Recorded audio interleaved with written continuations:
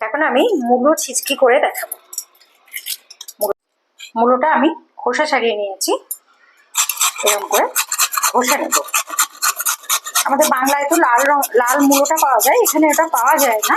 লাল মূলোটা আরো বেশি সুন্দর হয়। মূলোটা ঘষে ঠিক এরকম হয়েছে। এটা কিন্তু জলটা ফেলে দিলে হবে না, জলটাও থাকবে তেলের মধ্যে দিয়ে, তারপর জলটা নাড়াচাড়া করে করতে হবে।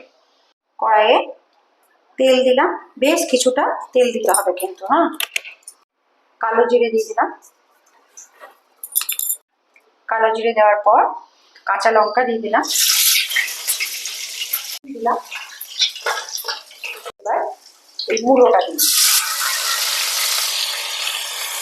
এর মধ্যে পরিমাণ মতো লবণ দিতে হবে, একটু হলুদ দিলাম।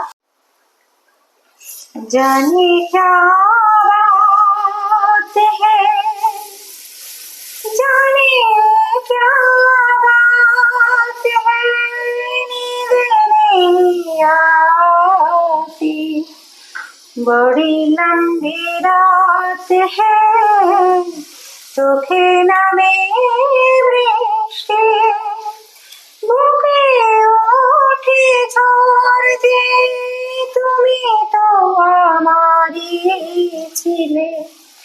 আজ কত পর যে চোখে নামে বৃষ্টি, বুকে ওঠে ঝড় যে, তুমি তো আমারই ছিলে। আজ কত পর যে চোখে নামে বৃষ্টি।